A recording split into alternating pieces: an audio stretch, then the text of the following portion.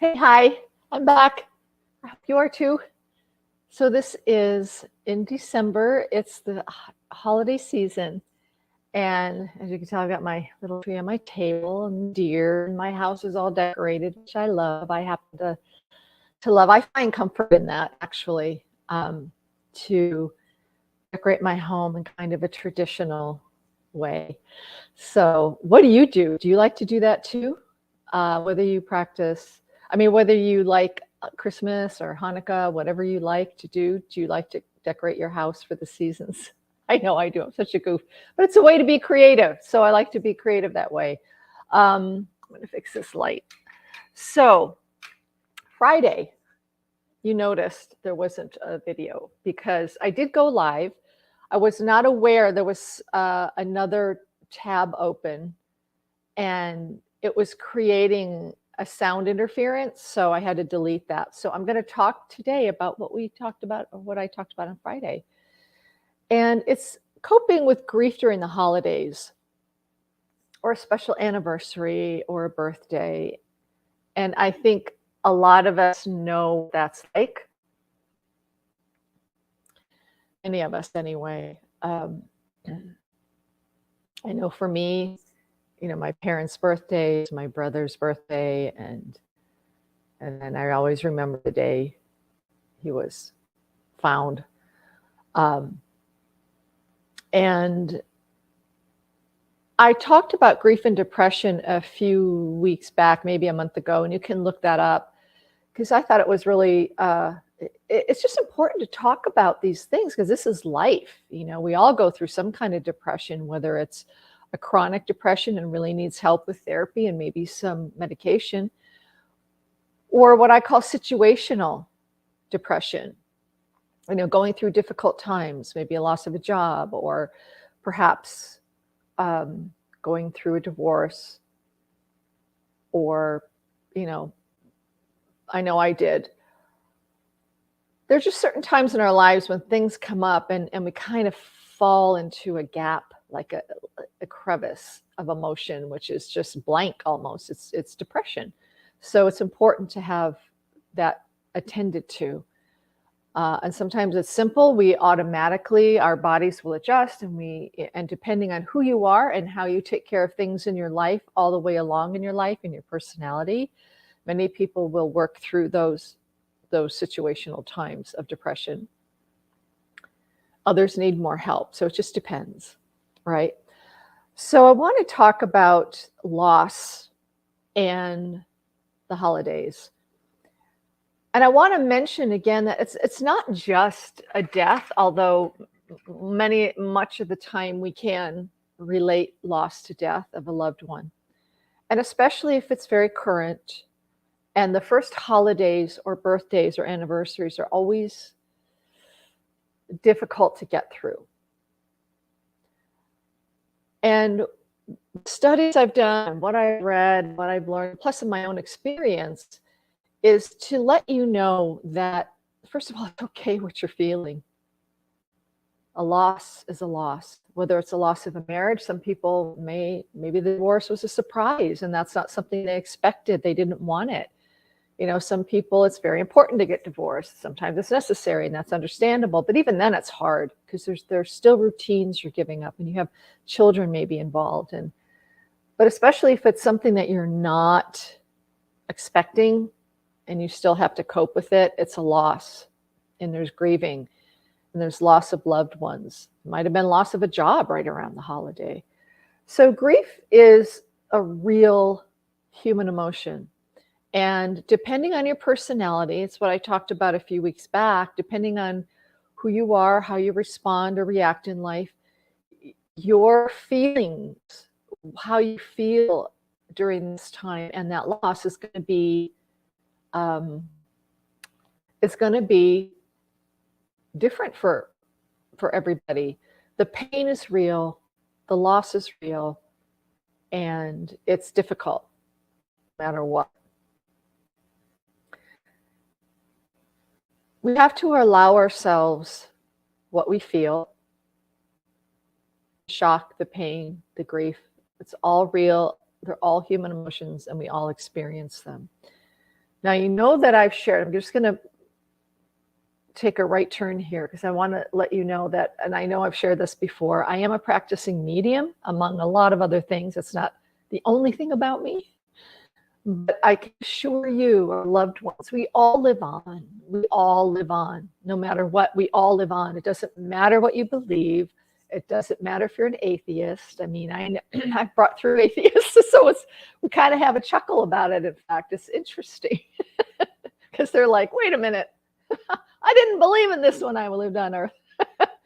But our loved ones are still around. There is some comfort in that, and they like it when we talk to them. And, ask them for a sign. It might not be immediate, but maybe there's something between the two of you. You might go sit in your car, turn the radio on, and the favorite song is on, the lyrics that they love, or that's a sign, or maybe there's something special between the two of you, and it might pop up, a picture or a poem, or who knows what. It could be anything. I know for me, it was a dragonfly for my mother, and I can't tell you how many summers since she's passed, I've had dragonflies follow me while I'm walking. I've had dragonflies while I'm sitting just out front. I remember this past summer, it was a beautiful evening, and I was just sitting on the steps and enjoying the sunset, and this dragonfly came right up into my face like this. I was like, hi, Mom. And it's not that my mom is inhabiting the dragonfly necessarily. It's just coordinating it and letting me know that she's still around and she's involved in my life. So I want to bring some kind of comfort in that. And it might rock your world. You might think, I don't believe in that. That's not true. When we die, we die. And you can believe what you want because that's your journey. And I'm not going to interfere with that. But I will say, you're going to be on the other side. So meet up with me and we can have a laugh about it. Okay? So not that it's a laughing matter, but sometimes there's a sense of humor in all of it, in death and dying. There truly is. When we get past the grief, sometimes we can see it and we can get back into our own sense of self, which is what our loved ones want. They want us to live on and to be happy. They totally recognize and know the pain and sorrow of the physical loss. We all feel it. We all feel it. And it's sad. There's no doubt about it. So when the first birthday or the anniversary or the holidays come up, it's difficult. But there are two aspects I want to cover. And one is if you're going through a loss, if you're going through grief, just to share some things that I know mental health professionals have talked about and also experience. And also, if you know someone who's going through grief during a difficult time, like the holidays or a birthday or an anniversary, then let's talk about how we can be supportive. So the first thing I want to say is don't expect much of yourself. Just be aware that you're going to feel what you feel. And here's something that's really important to understand. I know that people feel guilty if they find for a few moments they're enjoying themselves, that they're involved in a fun conversation, or they're laughing, or they're enjoying the moment, and then suddenly they pull it back because they're like, oh no, I need to be sad. I can't be happy right now. You have permission to allow yourself some joy. It's okay. It really is.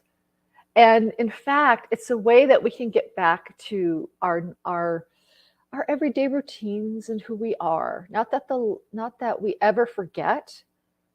We just learn to live with that loss in a new way. But it's also okay to enjoy the moments with family or friends, or a special gift you might receive. So allow yourself that permission. It's really okay to get lost in the moment for a few moments and enjoy it and enjoy a conversation. Because later on during the day or whatever, no doubt, perhaps that feeling of grief will come in again. And that's okay. You need to feel what you need to feel.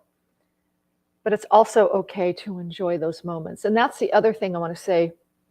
What I have found in the research is it's best not to skip these days.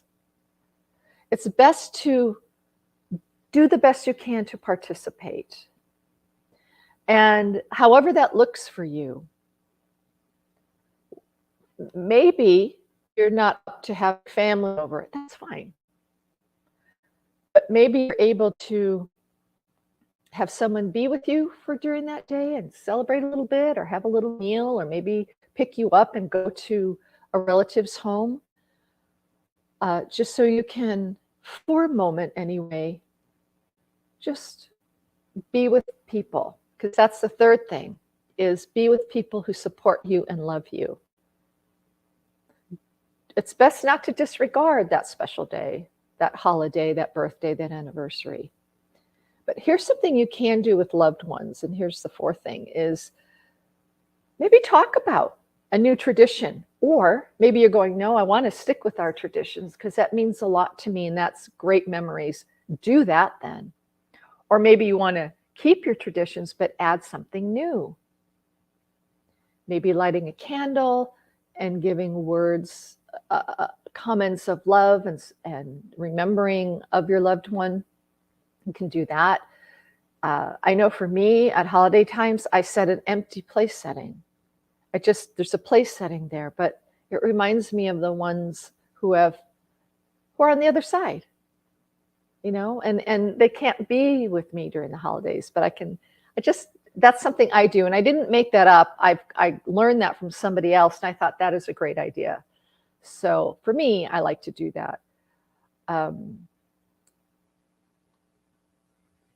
Just do what you can and allow yourself some reprieve, because it is okay. Somehow we want to think if we're feeling terrible, then equates to the love that's lost. And maybe you do. That's okay. But remember, your loved ones, they feel for you. They know the loss you're feeling for them, and they actually miss you too. But they're there and they see you. And I hope that you can find some comfort in that. I really do. And the best thing you can do is be real with what you're feeling with your loved ones, okay? If you feel a little agitated, just express it nicely. Just say, I'm glad I'm here. I'm glad I'm with my loved ones, but I might not sing along with everybody if you don't mind. Just express your feelings, and they should be honoring that for you too. But you can maybe enjoy the singing if they happen to be singing. So the best thing to do is not skip these special days, but to do what you can to participate, even in your own mind, even in a silent prayer, if that works for you. I'm going to grab my glasses a second so I can make sure I'm not missing anything.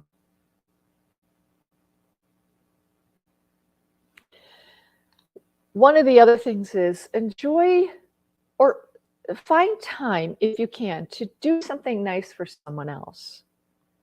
Because we can get so lost in our grief and our loss that, and moments of are perfectly fine, because we will. But if we can just come to the surface for a minute, and maybe we know there's a neighbor who's struggling, or maybe there's someone who might need a phone call or an encouragement or a card or a gift, or maybe there's something little you can do for somebody else during the holidays. Maybe helping a family in need, or calling a loved one that might be struggling with something else in their life, and you might have a word of encouragement for them. It's always good to, even for a moment or two, to get out of ourselves in that deep grief and think of others. That's helpful. And it gives us a boost in a way. It does help us move a little bit forward to get past that physical, biological, emotional feeling of grief, where we can learn to, because we have to adapt, right? We adapt with living our life without that person. And we need to figure out the best way to do that for ourselves.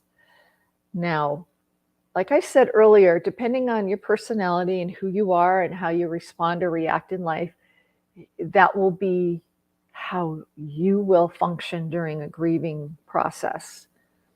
And it's good to know yourself that way. It's good to know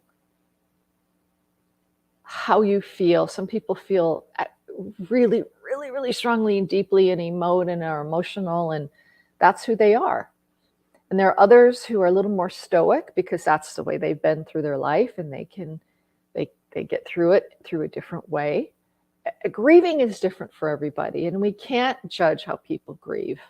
And sometimes the grieving process will come maybe a month later, 2 months later, when it really hits hard and hits home, when all the support kind of dies down and people go on with their lives, and you are by yourself or waking up to a new way of living without that person in your life. So grief comes in phases and in episodic moments, and it's can hit hard a year later. It's okay. Just be around loved ones, and if you need to talk to them, to people you trust.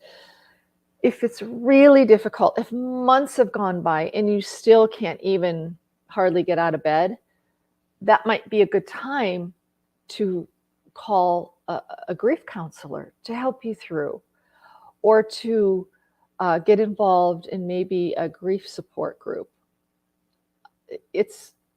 Those can be so helpful. The grief counseling, a support group can be really, really helpful to know you're not alone in the process, and to have guidance as to how to move forward.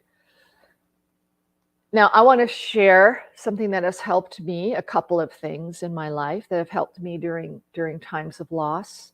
And for me, it involved a divorce, it involved losing loved ones in my family. Like I said, my brother, my parents, a very good friend of mine, and just remembering those feelings and that loss. But I had some really good advice many, many years ago. This had to be 45 years ago. I was a young mother of 2 children, and I was really, really going through a hard time. And it was depression, actually. It was kind of a grieving process. I won't go into detail, but it was depression too. And I was given some advice from somebody I looked up to. And I won't go into the whole story, but she took me aside and she said, I so understand what you're feeling. I was where you are 15 years ago, and I just sense in you this pain and this grief and this depression. And she said, so if I may, will you allow me to share with you what someone shared with me? And I said, absolutely. And she said, just do the next thing. And I thought, what does that mean? And so she explained it. She goes, well, what's the next thing that you feel you need to get done when you get home, but you've been avoiding because you've just had no energy? I said, yeah, I've got some things I need to do. She goes, okay, so tomorrow morning, think about that one thing. And I believe in you. And I think about it and accomplish that one thing, just that one thing. Just do that next thing. And she said, and then if you have a little more energy, do the next thing. And I have to tell you, that advice was the best advice I could have gotten during that time. It moved me along in what I was dealing with. And so that next morning I thought, okay, I've got so much laundry I need to do. I'm going to go do it. So I did a load, put it in the washer, later put it in the dryer. And I went, oh, that wasn't so bad. Why did I think that was so bad? And then I did another load, and that was really great. And then the next day I was just putting off running an errand I needed to do, because when you have a baby and a toddler and it's snowing outside and it's cold and you're like, that's the last thing you want to do. But I thought, no, I can do this. And this relates to another word of advice that I like to pass along. And that is, do one hard thing every day. What you might consider hard. For you, that might be just getting up and taking a shower or fixing a meal. It's going to be different for everybody. So, or it could be if you're an entrepreneur and you just have something you have to get done. You need to make that phone call. You need to write that letter or whatever it might be, or address an audience and you're giving a speech and it's really, really hard and you're really, really afraid. Just do one hard thing every day, because it goes hand in hand with just do the next thing. So when we are grieving and we are depressed and we are just at a loss, initially, yes, that's going to take over for a day or 2 or 3, depending on, again, who you are and how you handle other life situations. But just think of these little words of advice of doing the next thing and doing one hard thing every day. Those kind of go hand in hand, really. So that might be helpful for you to just begin moving forward just even a little bit in your life during these really hard times of loss. Because you deserve, and I know our loved ones know this from beyond, they want us to be happy. They want us to enjoy life. They want us to move on. But they are very understanding of the loss, definitely. They experienced loss when they were here on earth, so they understand. But they also understand taking one step forward every day and doing the best you can to get back into the routine or a better one that you're used to, and learning to live and adapting to the loss. It sounds hard at first, but as the days go on, it gets better. And however you celebrated the holidays or an anniversary or a birthday together, whatever that looked like for you, whatever the loss was, if it's a spouse, a parent, a sibling, maybe even a child, think in your mind of that day with fond memories. And that might be hard, but do look through maybe pictures with friends or family, have some good memories, instill those memories and a smile, and embed that in your being, because that is very helpful. It doesn't erase the loss, nothing does. But what it does is help us to regain our life back. And I really desire that for you, wish that for you if you happen to be struggling during this time. God knows I know how it feels. I think many of us do. But it's the memories I like to cling to. And I know you do too. So I really thank you for taking the time to listen to this, especially if you're grieving, because it's hard. And I want to just take a moment to talk about anybody who is close to someone who is going through grief at this time. A close relative, a neighbor, a coworker, a friend. The best thing we can do to be supportive of them is sometimes just sitting with them or showing up with something special for them, a treat, a baked good, and acknowledging that you know that this is a difficult holiday to get through, but that you're still celebrating them as a person, and you love them, and you're there for them. Sometimes there's not much we can say, but sit with them and maybe let them cry, or share memories together. That's a good one too. Just be supportive of them and where they are emotionally during this time. It's the best thing we could do, and to be sensitive to them. And I know you know what it's like if you've suffered that too. Thank you again. I appreciate that very much. So thank you so much for being here. And I hope this does bring some help and a sense of comfort and understanding to you who might be grieving a loss, or to you who can be supportive of someone who has lost a loved one or going through a really hard time, a difficult divorce. That is a huge loss for some people because it changes everything. Holidays, the children, the traditions, there's a loss there for sure. There's a grieving process to go through. Maybe you just lost your job during this time, the last thing you thought would ever happen.